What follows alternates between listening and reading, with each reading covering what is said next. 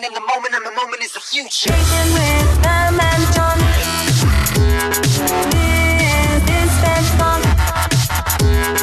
Welcome to Sped Talk with Pam and John, also known as The Calm. Before the Storm. Our purpose is to elevate the conversation and amplify special education resources. And our why is about making the impossible possible. Tamsey, welcome to Sped Talk. Thanks for coming on and joining us. Really just to explore this amazing thing that's going on around cheerleading and around students of all abilities, right? But just because, I may have one ability versus another ability doesn't mean I can't get out there and cheer. And so I just love that Jennifer De Leon introduced us really to cheer abilities and has arranged to have Tamsey, yourself, and then Mona and Jasmine join us here in a little bit and talk about cheer abilities. So welcome to Sped Talk. Well, thank you for inviting me. Yeah, so I'm curious. I'm just going to jump right into this. So, okay. All right. So I'm just curious. So what is cheer abilities and how did it get started? Cheer abilities is competition cheerleading. It is for the special needs of any kind. It can be a physical, it can be a mental, it can be a learning disability, anything at all. And we put a routine together. They get uniforms, they get bows, they go out in front of the judges and perform their routine. They get music just like anybody else. We do have assistants that will help them with stunting, help them with handstands and things like that they may need help with. And we teach them how to perform all kinds of stunts. And like I said, the assistants will help and they just love it. I mean, they get to be just like a competition cheer team. So how did it get started? When I opened my gym 6 years ago, I had a cheer abilities team because my daughter is disabled. And so USASF had it where you can, have that team or that type of team. And so we jumped in and that was my first team that we had put together was the cheer abilities team. So what's the age? It can be 5 years old and up. There is no cap at the top of it. Okay. Our kids, I have one boy and I have 5 girls. They range from 8 to 24. And so they compete nationally or regionally? My gym competes around Texas. Okay. I do know that there are gyms in all across the world that have cheer abilities. It's not just the US, it's all over the world that cheer abilities is offered now. You get special training for it and to help with the kids. With mine, my assistants are assigned to kids. That is their kids for as long as the assistant is there and the child so that they can learn about them, learn about, what to watch for. Of course, I'm always there. When we go to competitions, I'm in front of them, helping them with moves, helping them with whatever, so they're primarily watching me. So I'm on the floor with them the whole time. The assistants are on the floor with them the whole time, but they do all the performing. Hey, I see we have a couple more guests. I bet that's Mona and Jasmine joining us. Welcome to Sped Talk. Thank you. Well, we are super excited to have you on today and to visit about cheer abilities. We had Tamsey was just sharing a little bit about the background about cheer abilities and, and her connection, I guess, to cheer abilities with her own daughter who, she had seen this desire to cheer and set up that first team and how that's grown over the years. And now how, Jasmine is a part of cheer abilities and how really across the state and even nation, there are cheer abilities troops out there doing this. And so we're just thrilled to have y'all. Thank you. We're glad to be here. So Mona, can you give us a little bit of background, your story on Jasmine? I would be happy to. Jasmine is adopted, and that is something that we celebrate at our house greatly. We really believe that she is a gift from the Lord, and we got Jasmine when she was 3 days old. And throughout her first year of life, she was just growing and thriving amazingly. Her background was one that we were concerned about developmental disabilities, but Jasmine did not have any developmental disabilities. But when she was 2 years old, Jasmine had a massive seizure at daycare and almost died. She actually had a seizure. Her first seizure was an hour and a half long. So it's a miracle that she walks and talks and cheers. And she's truly a miracle, because over the past 4 years since her diagnosis, Jasmine's had hundreds and hundreds of seizures. I really don't know how many. And she's had 2 brain surgeries. She has really been through a lot of things, and she's a very strong and very, very brave little girl. And so we are always encouraging her to be active or find things that she loves. So we try lots of things. We've tried piano, and we've tried baseball, and we've tried lots of things. And then we heard about this cheer team, and she has a cousin who is about her age, I think, that does competitive cheer. He's a boy, and he lives in another town. So we decided to give it a try. And from the very first practice, she just, it was something we could tell she was going to love. And since she's done competitions now and seen what it's really all about, she has just been thriving. She's been able to be more social. She's been able to learn. She can do, can you tell them what all you could do for tumbling? You know how to do what? What do you do when we do running tumble, Jasmine? Handstands, cartwheels, and round off. Wow. And what else, Coach Tamsey? You might even know more than I do of some of the. She's working on her one-hand cartwheel. She can do a lot of what the basic tumble class does. She does the lanes with them. So she does the candlestick jumps, the crab walks, the needle kicks, and all of that stuff as well with the regular tumbling class. Those are some, I'll tell you, I have a wife who did cheerleading, and I have 2 daughters. One is 10 and one is 14, and they're both big cheerleaders. You know, they love cheerleading, whether they're at the home, kind of on the farm or outside trying to do flips and stuff. And I'll tell you, doing those one-handed cartwheels and that stuff is not easy to do. I watch my little girl Addison do it, and I just think, oh no, you're gonna fall and hurt yourself or something, you know, but it's awesome. It does, you have to learn the balance. So how long has Jasmine been a part of Cheer Abilities? How long has she been involved in this? This is actually her first year. So she started back in, I guess, August, right? I'm looking at Tamsey because I'm trying to remember, but August, and we are coming up to the end of the season, and she has done 4 or 5 competitions. And I think Jasmine has something she might want to show you. This is her latest achievement. Oh, wow. It's a ring that they earned. That is beautiful. Congratulations. Here's the back. I'm not sure if you can see it. Oh, go ahead, Jen. Go ahead. I was going to say, you mentioned that Jasmine is still considered medically fragile. So with that, I have a couple of questions. First question is she homeschooled? Does she attend public school? How does she receive educational services? So she is actually homeschooled.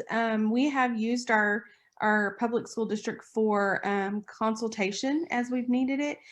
For example, she's involved with the vision impaired teacher, and so we've done that. But we do homeschool because of the fact that a full school day is too overstimulating for her. Our particular school district we're in is pretty large, so even in a mainstream classroom is 24 to 27 kids, and even in the if we were to self-contain and do specialized classroom, there are like a lot, too many. So we homeschool with a group of about 8 others, but we do co-op and we do classical education. So it's a lot of rote memory work, which is better for her, and just memory work and chanting, and then we supplement other curriculum.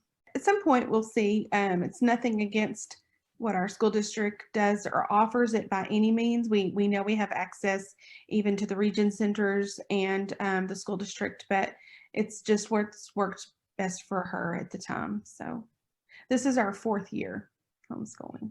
And you said that this has helped her, Cheer Abilities has helped her socially. When you're talking about socially, How has this experience helped her? Well, so Jasmine does have a diagnosis label of autism. We recently received that label. So she has a communication barrier. And so cheer abilities, you have to communicate. Like you have to say, you know, for one thing, you've got to greet each other. And so the first thing that happens is when she gets there, people are like talking to her. So it's kind of, you know, makes her. And Tamsey probably can speak more to how, you know, how they communicate out on the mat during competitions, because, you know, everything's got to be structured a certain way. She has to be alert and willing to listen and learn when they're doing those stunts and those cheers. So when they're doing it in front of the judges, they do it correctly. And so I've just seen growth, not only in the small group that she's in, like getting to know them, saying her name, saying, hey, I don't want to do this time, you know, being able to learn, like, if you don't want to do that stunt, you have to tell someone, you know, or if you really like doing the cartwheels in front of the group, let Miss Tamsey know. We have really seen, Tamsey probably can speak even from the time she met Jasmine in the fall till now, how much she's blossomed and kind of come out of her shell around her peers there. Do you want to speak, Tamsey? Opened up a lot more than when she first started. She really didn't want to because she kind of stayed to herself. Of course, if I asked her to do something, she would. She's very, very coachable, but it's gotten more of where, you know, she'll go talk to Darian, she'll go talk to Holly or Hunter. Then you have at competitions, you're in front of thousands of people, Wow. you know, so even that, you know, you open yourself up to all these people to see you, you know, and watch what you're doing. So even that, she's come more confident at competitions the more we've gone through, instead of just, you know, trying to shy away from it. She's gone up in the air, her jump, she's in the front row. We'll have, you know, like she said, the other teams, well, hey, Jasmine, you know, or at the Christmas party, she was interacting with the other kids. And, you know, whereas when she first started, she would stay to herself. Now she's more interactive with the other teams and with her own team, as far as, you know, hanging out and chit chatting versus just staying off to herself, and more confidence in front of the judges and thousands of people. Now, is she always this quiet, even with you at home, Mona? Yes, ma'am. She is. Now, sometimes she'll get talking a little bit more, but she's kind of not feeling great today either. We just moved to a new house, so we've had a lot of transitions this week, and we have a swimming pool at our house, and they've been swimming like every day, and I think that she might have swimmer's ear, so we've got to call in the doctor. But you know, when you get a brand new swimming pool, you want to jump in it, and they've been jumping in it a lot. So, but yes, sometimes she is. Not with her brother. You're not quite with him, are you? I think it's interesting that she's being quiet there, because I bet you she can really get busy when she wants to. Because my daughters, you know, they'll sit there and act like around a bunch of grownups, just waiting for the grownups to get out of the way. And then they'll get and find those kids, and then they'll all just start jumping and flipping and talking. And you know, that's what I think is so cool about this is cheer abilities. And of course, there's other things out there, but given, you know, her that opportunity to group up with her peers and to make those friendships and to get us grownups out of the way so they can good stuff, the fun stuff. You mentioned that you also talked about her, you work with the VI teachers at the school at your local school district. Talk to us a little bit about her vision impairment. Yeah, so she has a cortical vision impairment. It comes from the brain, and it's just from the damage that seizures have caused. And the biggest vision impairment she has is a depth perception. And a lot of people don't even know she has it because she doesn't wear glasses, because glasses don't help. But basically her vision is like, it's actually really bad. It's like 20/150. I mean, it's bad, but the way she compensates, you can't tell. And since it's from the brain, it's really interesting because it fluctuates. So some days I can tell because she's bumping into walls or she's falling down a lot. And then other days she's better, but the vision impairment's always with her. So even just navigating, like when Tamsey's talking about the lanes, she can't see to the end of that lane. She can only see kind of what's in front of her as she's going. And this is what, kind of they've taught us through the VI services. Curbs, things like that are difficult for her with low vision. That's basically what she has, is low vision. So sometimes that does cause some pretty significant challenges. One time they, she went to get something to show you. You hear her coming. You're coming. Hear those pedals. Yes. You want to show them? Oh, wow. Now she's just showing off. No. Yes, of course. Could try to open the blinds and see. We tried to get the best room. We don't have our office set up in the new house yet. And for our listeners, what we're looking at here is Jasmine is showing us a medal and it says undefeated. It's a gold medal. And there's the all-star. She got that medal with a ribbon. That is fabulous. This one's from one of the cheer companies, I think, that sponsors Ooh. Red Line. And that looks like a medallion. That looks like a blind medallion. Oh, she picked up an extra that she's got and she can't remember what it's from, so she set it to the side. And then her ring is her pride and joy. You want to show them one more time your ring? Yes, they won rings at the last competition. So she wears that everywhere now. She does. She's had it on since yesterday. Now her brother is 11 and he plays travel baseball. So if you know much about travel baseball, the new thing is not trophies. It's these big Super Bowl looking diamond rings. And Exactly. he collected, I think his team has won 6 championship tournaments. Wow. So he has all these rings. So when she walked home with her ring last night, Yes. she was so excited to show her brother that ring. I bet she was. That's big stuff right there. Yep. She's wearing her cheer uniform right now too. She did put it on for y'all this morning. Wow.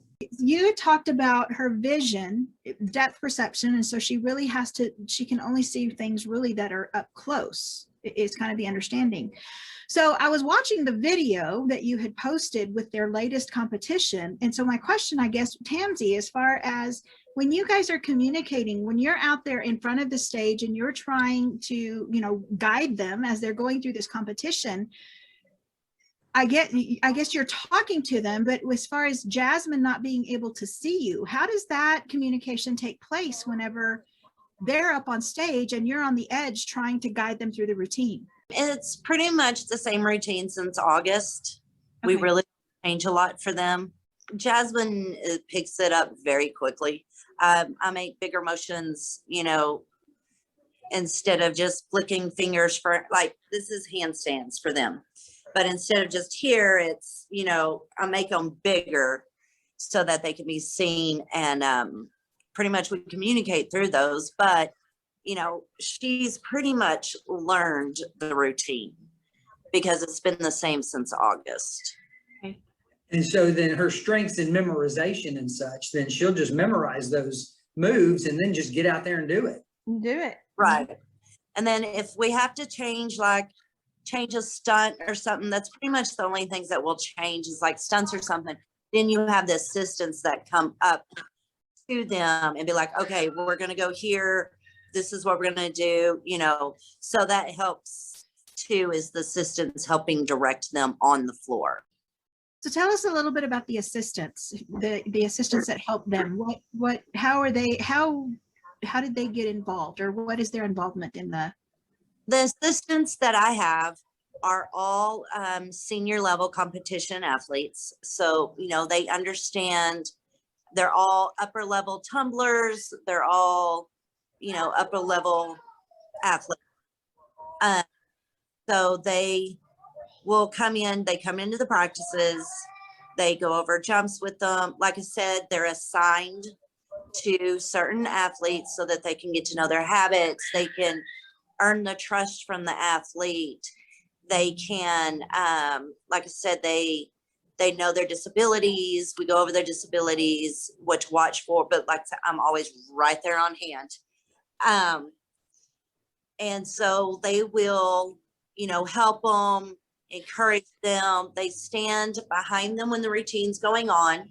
If they need help with handstands, they'll come up and help them. They always are right there with stunts, helping hold the stunts or the athlete or whatever they need to do. They basically just become like a big sister to the athletes. They constantly are there. They will go to special events outside the gym that the athletes have just to support their athlete.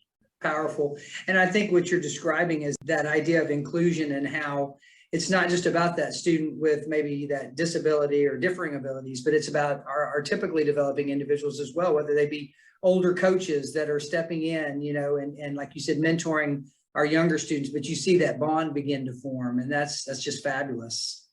Oh yes. So a lot of times they don't want to listen to me. They just want to listen to their, you know, to their assistant.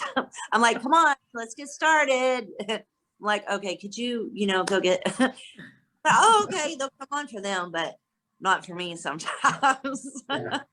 I think that's pretty cool that they actually will respond to their paired partner. I mean, that's pretty cool that they do have that relationship and that bond that you guys were talking about. You know, they are responding to someone, even if it's not you, unfortunately. Right. And it's really nice because at competition, it's very intimidating. I mean, there is like lights. You probably saw in the video, there's lights and loud music and the announcer and then all the people in the stands. I mean, they competed at the Star in Frisco, which is where the Dallas Cowboys train. And so that's a big venue, you know, it's huge. And competed in Lubbock and different places, but you know, and so just walking out onto that mat alone for them, much less not being like frozen in fear. I think a big part of it is that they have those partners that are from the gym. They have the same uniform on. Sometimes you have to kind of really look like, oh, wait, she's helping with a stunt, and you know, like, but they have that bond and the rapport that the older athletes that are typically, you know, in high school, sometimes maybe one or two that are a little young adults, but that help them. It's such a good thing for both sides of the fence. I mean, it's so good to see those young ladies and men mentoring these athletes, and then it's awesome for them to have positive, you know, mentors there helping them achieve the goals they want. Like Jasmine right now, her goal is a one-handed cartwheel, or if her goal is to do, you know, some other stunt during the competition, then they're there to help them get it. And when they do it, it's amazing. It's so amazing. Yeah. When they achieve that, you know. It doesn't matter what it is. If they've accomplished something, we make a huge deal out of it. Huge deal out of it. Yeah, you have to capture those wins, right? Jasmine, do you have a favorite chant or cheer that you can share with us? No, not a favorite. Even just the cartwheels and her jumps. Oh, She yes. can jump high. Like, she can do the toe touch. It's amazing.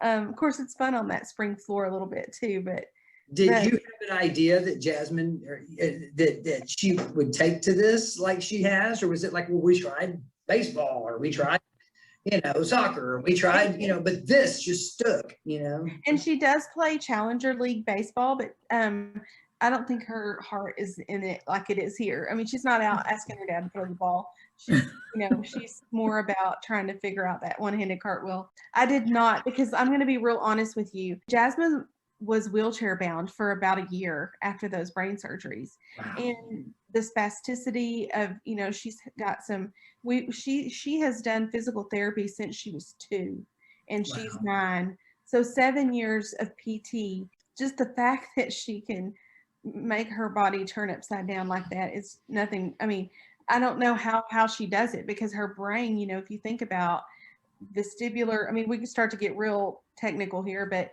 all of those things that are required to do that, it's just really, it's a miracle she can do it. So Yeah, and it speaks to her perseverance. You know, it speaks yes. to her, like you said earlier, she's just focused on getting that one-handed cartwheel. And I think so much, if we can just connect to that child's interest, their drive, you know, there's something that's driving them. And if we figure out what that is and get out of their way and just let them go for it, man, who knows, you know, Yes. be a no-handed cartwheel at some point. No. Okay. I'm No. sorry, she doesn't have one today. Okay, not a problem. That's okay. I wish that whenever she nails that one-handed cartwheel, I want to see the video. I want to Yes. watch her and cheer for her. You might Yes. be out there in my suit doing a cheer. Hey, here we go. Well, Jasmine, I was going to say, I have a daughter who's been a cheerleader for a year, and she's going to be a cheerleader next year in school, and she still can't do the one-handed cartwheel. Right. So That's not easy.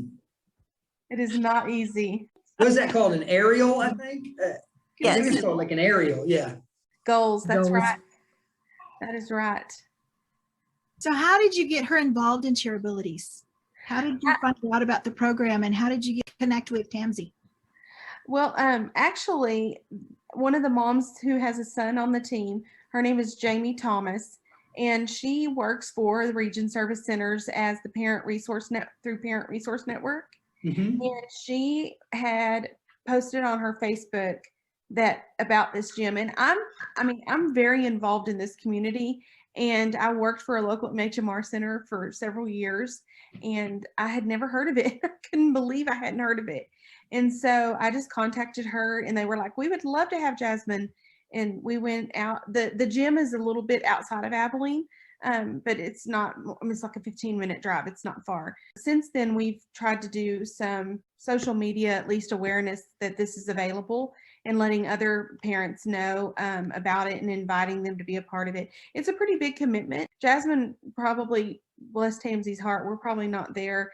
We are not weekly consistent like we should be. We're probably 2 to 3 times a month out of the month.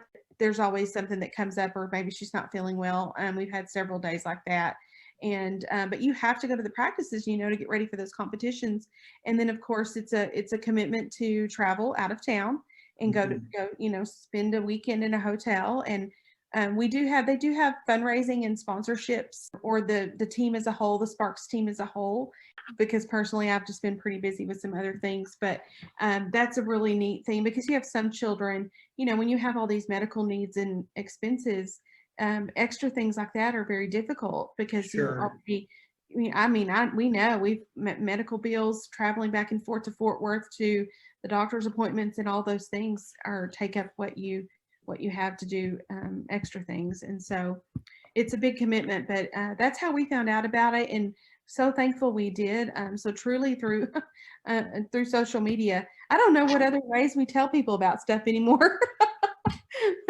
I guess through the news. Maybe we could do a news story. Maybe we should. We were really fortunate that Jamie shared the information out there to the parents of kiddos with special needs. So sometimes we'll hear about things through our autism center or the rehab, West Texas Rehab, where we do physical therapy and occupational therapy. And sometimes there'll be, a flyer of something coming up. Hopefully we'll be another platform to share your story, to share what Wonderful. Abilities is all about, and to be able to get your message out. Absolutely. And other communities to start a team. I'm sure Tamsey would be happy to share with them how to start up the program and get registered, because we did have to register with Tamsey. What's the organization we're registered with? The national USASF. Yes, so it's a national registry that you're on to enroll in the particular competitions and whatnot. So How many teams are there in Texas? You said you compete in Texas, mainly just in Texas. So how many teams are there, Tamsey? Tamsey, do you know? I'm not for sure how many. Okay. I know within about a 2-hour radius of us, I'm the only one. Okay. Now Dallas, I've seen several teams from Dallas at competitions. We've seen Waxahachie, Lubbock. Yeah, they're all over. It's widespread. Okay. Wichita Falls. It's kind of regional, and usually most communities just have like one gym out of all the cheer gyms that do it. We need more. There would be more opportunity for others to do this.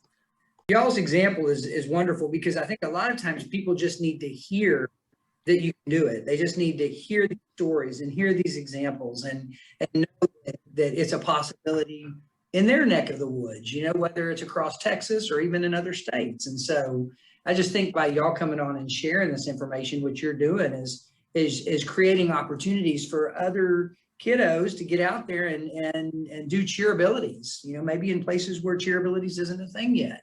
Mhm. And I mean, it is any kind of ability. I mean, disability. It's not pinned down to, you know, just one thing. My daughter has a learning disability. Like Jasmine, looking at her, you would never know anything. And then we have some Down syndrome. We've had more seizures, autism.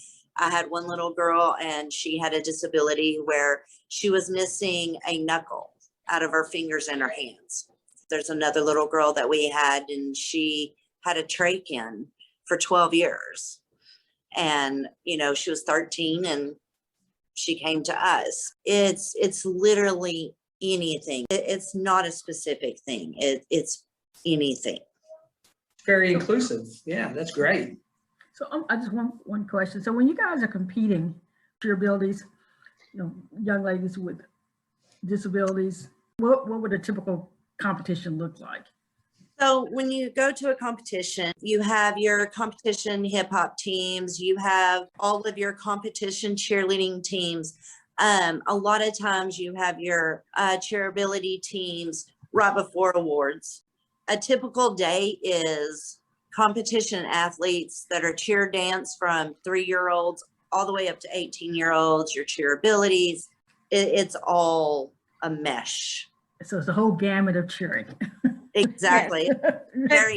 The cheer abilities teams, they compete just them. So you might have different levels of cheerleaders that are different age groups competing, and then they'll make an announcement that, you know, that it's a cheer abilities team. Like they'll announce the team just like they announce the other teams, but when the announcer does it, he'll make the point of like, everyone get on your feet, like these athletes work so hard, and that's when you know, like, probably a cheer abilities team is coming up, and usually everyone is cheering even more for them. And that's what I was going to ask, is how do the people respond? Like, I can see the folks out there knowing, a lot of who know how hard they have worked to that point, and then for them to acknowledge, right, their peers here, right, our cheerability athletes that are out there knowing what they've poured into this.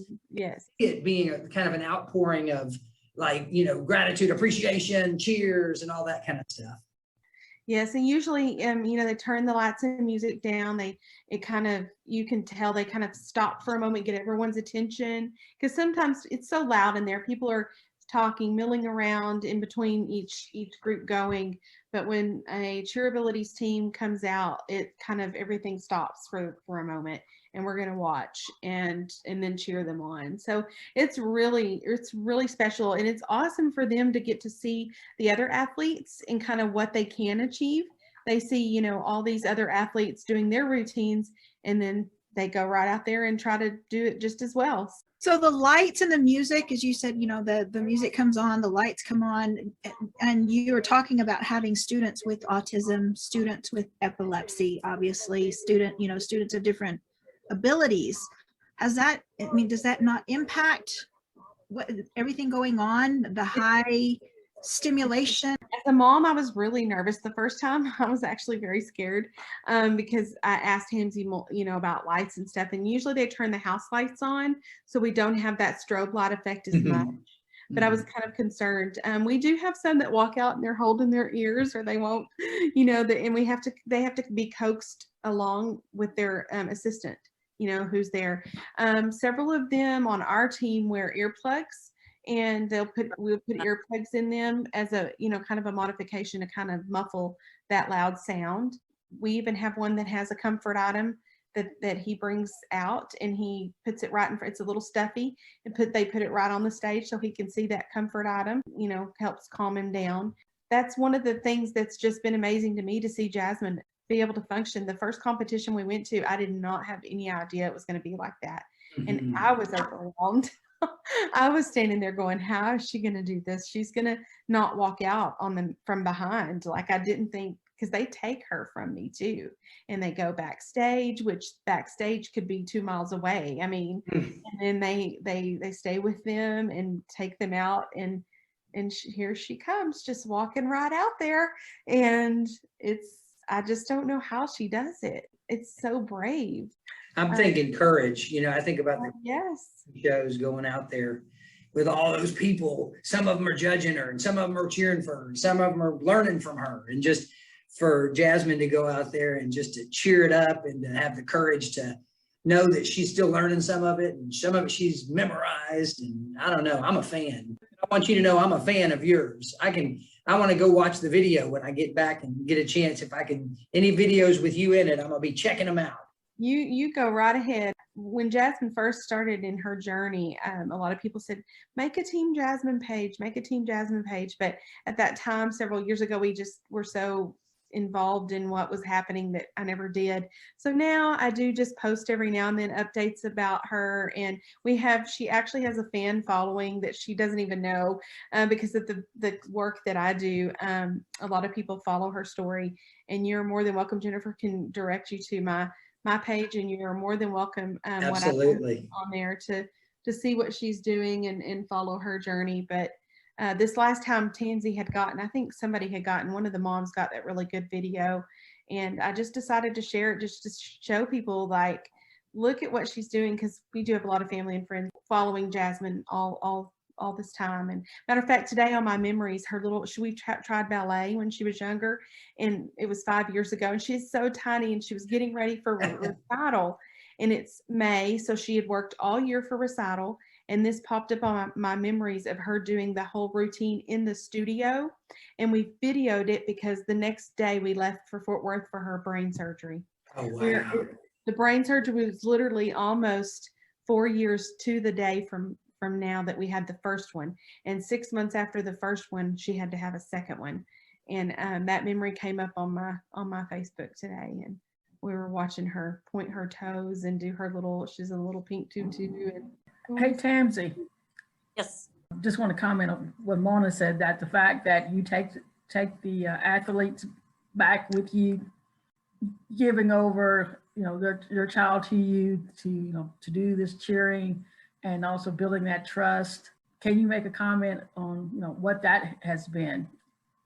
A lot of times we do let them know in advance, we are going to have to take them from you because we have to have background checks. We have to have certain license classes that we have to take in order to go behind the curtain with the kids. Everybody that is over the age of 18 has to have the background check, the license, all of this in order just to be there.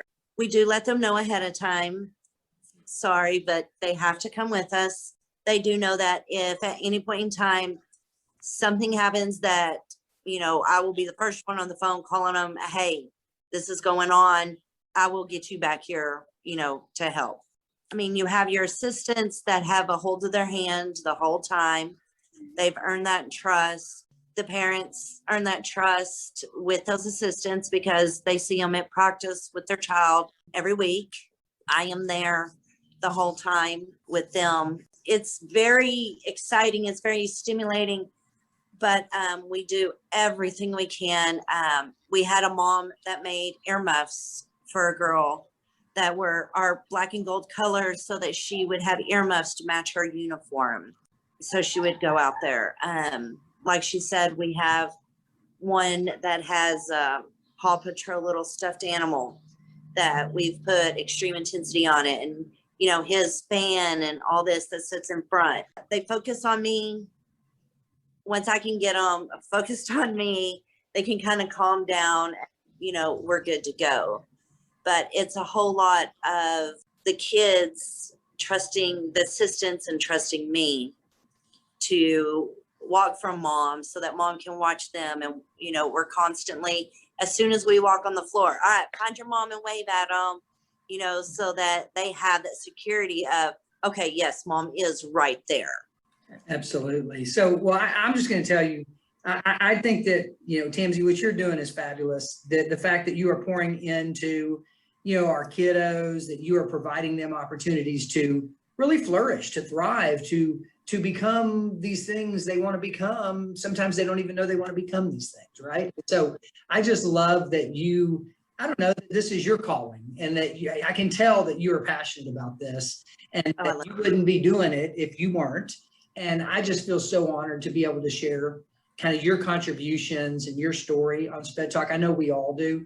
And Mona, you know, I mean, you and Tamsey both from a mom's perspective. I mean, if we could give you all medallions and awards and do a cheer for you, like we would be doing that right now here on Sped Talk. But Jasmine, I know you didn't say a lot in this episode, but I believe communication is not always spoken. And I believe that you really shared your story with us by sharing the medals that you've earned, showing us your outfit that you're wearing. And I just want to thank you for that, because you really put yourself out there and you are a courageous young lady. Jasmine, I want to ask you about your ring. Can you hear me? Can I get a nod? Can you hear me? Yes. Okay. I want to see it again. So will you do me a favor? Will you make a fist and put it right up there to the camera so I can see it real big? Ooh, Oh yeah, now I can see it real good. See? Is. That's what I'm talking about.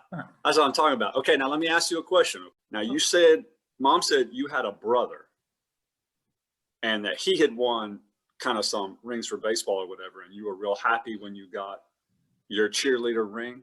So I want to ask, when you got home with it, did you go in, were you like, yeah, check it out, what's up with me, look at my ring? Yes. Yeah, you Yes. did. Yes. Yeah, you did. That a girl. Hey, what's his name? Your brother, what's his name? Cedric. Cedric. Were you like, that's my ring, Cedric, look at me? Yeah, that a girl. Hey, that's awesome. Super awesome. Thank you very much for showing that real up close to the camera. That let me see real good what you got there. Congratulations. Thank you. I don't know, something tells me Jasmine wants to go hop back in the pool. Mona's probably just trying to keep her out of it. I bet you Tamsey's got people that she needs to go teach cheers to, so. We cannot thank you all enough for sharing your stories with us. We're just having you guys here. So excited to be able to get you all on and share cheer abilities with us and share your stories, and just opening yourselves up to us coming in and sharing your story with. Well, I just want to say we're very honored to be on this episode of Sped Talk. It was very meaningful for us, for me as a mom, to be able to share what my child is doing. Like other moms do, it meant more than you can know. And just for y'all to take time out of your day and your busy work to acknowledge what Jasmine and her team are doing, and then also to try to encourage others to do the same, and, you know, start a cheer abilities team if you don't have one, or give other kids the opportunity in your area. And if you want more information, then we're happy to direct you and help you. But the fact that you asked us to do this just means more than my words can say. I don't even know what to say. We're very touched and very honored to continue to share Jasmine's story and her story of resiliency and perseverance and strength, and absolutely, certainly, of courage. The fact that we get to share that on a daily basis means a lot to us. So thank you, Jennifer, for asking. Thank you for your patience with Jasmine, and most certainly for having us today. Yes, thank you very much for having us. Bye, Jasmine. Bye. Girl. Bye. Bye. Thank everybody. Thank you all. John, tell everyone how they can continue to elevate the conversation about special education in Texas. You got it, Pam. They can find us on Twitter, Facebook, and Instagram at SPEDTalk 2020. Because in these disconnected times, connecting with others has never been so important. Now more than ever, it takes courage to create culture and kindness to keep us connected. If you enjoyed this episode of Sped Talk, be sure to share it with a friend, because information should always flow through us, not to us. We couldn't do this without you, our listeners, and we need your help sharing the amazing transformation occurring in special education. Together, we can change the trajectory of learning opportunities in Texas for students with disabilities. If you have ideas, information, or resources that you think we should share on an upcoming episode of Sped Talk, let us know at SPEDTalk 2020 on Facebook, Twitter, or Instagram. And be sure to like our page while you're there. Oh yeah, and if you get a chance, please consider giving us a positive review on the podcast platform that you listen to Sped Talk.